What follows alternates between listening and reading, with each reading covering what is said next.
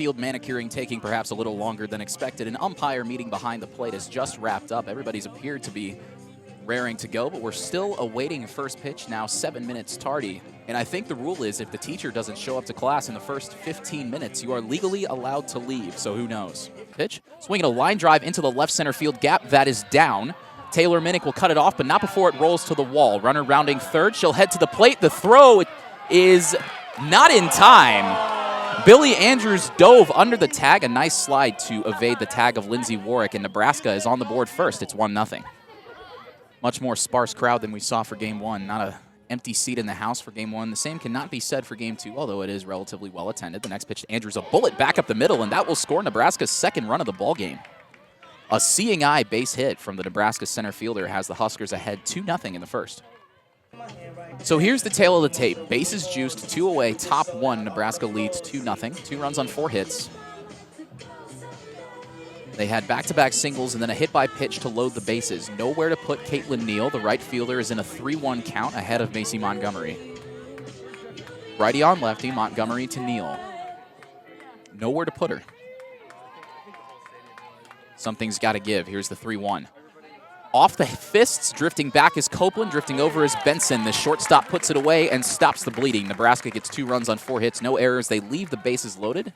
So a hitter's count to Sarah Stone, one of the people low on the list of people you want to get behind in the count to. Stone, much like Taryn Kern, can hit very well for power. Hence why she strides in the cleanup spot. Here's the pitch from Wallace. Swinging a little jam shot that will get down in front of Abby Squire for a base hit. Taryn Kern will score standing up. Hoosiers have halved the deficit. A Sarah Stone RBI single scores Taryn Kern. It's 2-1 Nebraska, if she feels so inclined, against Courtney Wallace. The next one is a line drive into left field. Diving is Abby Squire. She lays out, hauls it in, and we'll have to leave it there, so the Hoosiers get 1 back. We go to the top of the second, 2-1 Nebraska leads. You're listening to Indiana Softball on WIUX, your home for Hoosier Sports. Brianna Copeland playing close to the line at third. The shortstop, Brooke Benson, a step in front of the grass. The next one is lined right at Copeland. Snares it out of thin air for out number 2. They don't call it the hot corner for no reason. Brianna Copeland says, how do you do? Robs a sure base hit from the leadoff hitter, Billy Andrews, and that will bring Caitlin Kaneda to the dish with 2 away. Andrews awaits the full count offering from Montgomery. Swing and a drive. Deep left field. It is out of here. Brooke Andrews with a fantastic at-bat, a frozen rope down the left field line. Nebraska now leads this ball game 3-1. The 1-1 to Newland is a line drive into right center field. That is down. It will roll all the way to the wall. Newland rounding first. She'll head for second, and the throw is cut off. So a leadoff double from Abby Newland. The 9-hole hitter stands on second with nobody away here in the fourth. Bygones are bygones. The count is 2-2. Nobody away. Runner on second. Nebraska leading by 2. Copeland rocks and deals. Upstairs, swung on and missed. Billy Andrews retired on high heat for the first out of the inning. So Copeland gets the sign. She rocks and deals, the 1-2. On the inside corner, it's a backwards K, and the side is retired. Copeland K's 2 in the inning.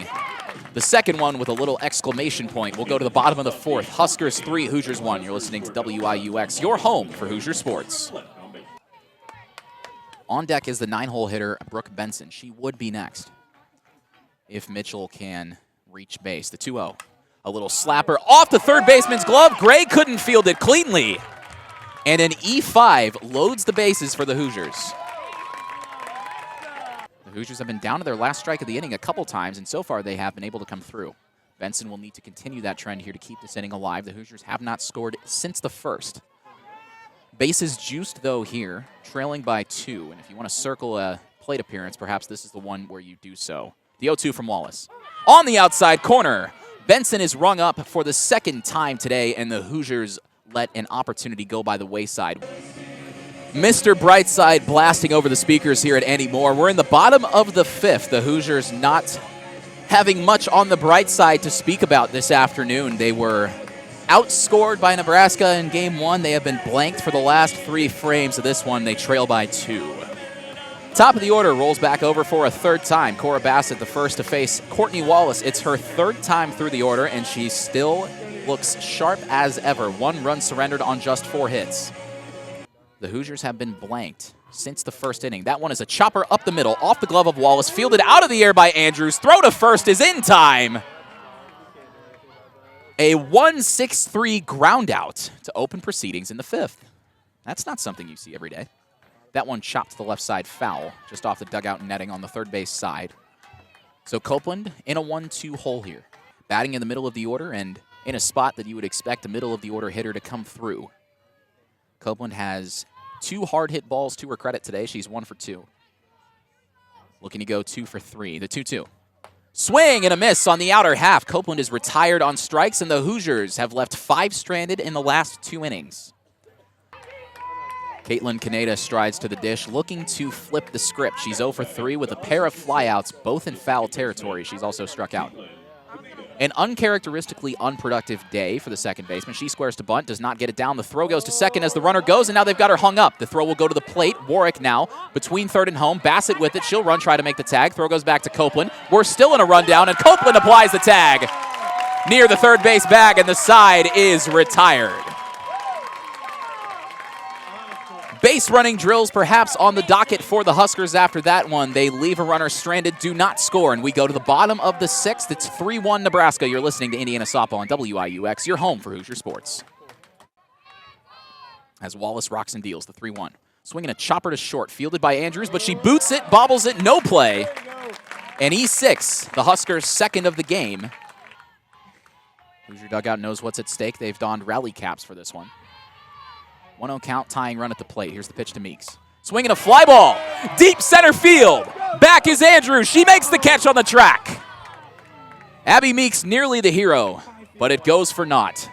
An RBI double back in the first. She's 0 for 2 since. Last time up, she struck out looking. Next pitch from Copeland, a bullet. Deep left field. Back goes Kettleman. She's out of room. It's out of here. An insurance run for the Huskers. You had to figure it would happen eventually. They now lead by 3. A solo shot from Sydney Gray has them up 4-1. Her second RBI and run scored of the ballgame. Sydney Gray could have been the only Nebraska hitter to show up to the yard, and as things stand right now, Nebraska still would be winning. So Copeland back in the circle. 0-2 the count to Maya Felder, I should say. Scoreboard operator has fallen asleep in the press box. As Courtney Wallace on the bump, she's been out there since the first. Here's the full count pitch. Downstairs for ball 4, and just like that, the tying run strides to the plate. Copeland would be the winning run. The 2-0 to Stone. Swinging a line drive that is down past a diving Sydney Gray. It gets all the way into the corner. Bassett will score. Minnick stops at third. It's an RBI double for Sarah Stone, and the Hoosiers inch closer. It's now 4-2. Parker steps out, gets her bearings straight. The Hoosiers 1 strike away from being swept by the Huskers at home. Parker steps back in, righty on righty. Wallace to Parker. 2-2 count, 2 on. Hoosiers trail by 2 with 2 away. And the pitch from Wallace. Swinging a fly ball, sinking quickly into shallow right center. On comes Brooke Andrews. She makes the catch. And the Huskers have brought out the brooms this weekend. So the Hoosiers leave the tying run in scoring position. The Huskers sweep Indiana in their home ballpark. Your final, Nebraska 4, Indiana 2. Thanks for tuning in this afternoon. I'm Nick Rodecap. You've been listening to WIUX, your home for Hoosier Sports.